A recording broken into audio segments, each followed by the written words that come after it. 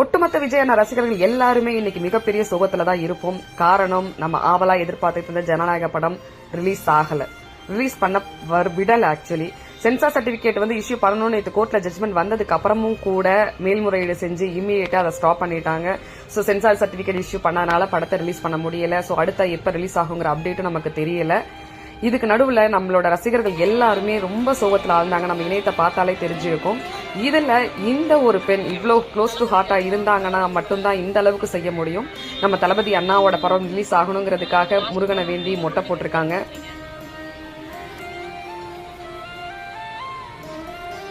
இவங்க செஞ்ச செயல் இன்னைக்கு இணையத்திலே ரொம்பவே வைரல் ஆயிட்டு வருது.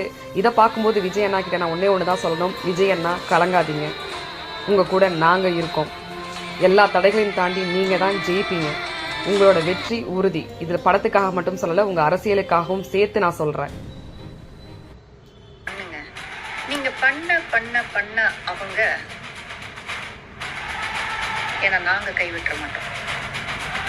பொங்கல் அன்னைக்கு படம் வரலன்னா என்ன, சனம் செட்டி சொன்ன மாதிரி உங்களை தடுக்க தான் உங்களோட வளர்ச்சி அசூர வளர்ச்சி ஆகுது. சாதாரணமா இந்த படம் ரிலீஸ் ஆயிருந்தா கூட நம்ம இந்த அளவுக்கு பேசியிருக்க மாட்டோம். இன்னைக்கு இணையத்தை திறந்தாலே ஜனநாயகன் அப்டேட் தான், ரிலீஸ் எப்ப அப்படிங்கிறது தான். சோ இன்னைக்கு சாதாரண இஷ்யூவா நேஷனல் இஷ்யூவாவே அவங்க மாத்திட்டாங்க. இது எல்லாமே உங்களுக்கு சாதகமா தான் நடந்துகிட்டு இருக்கு.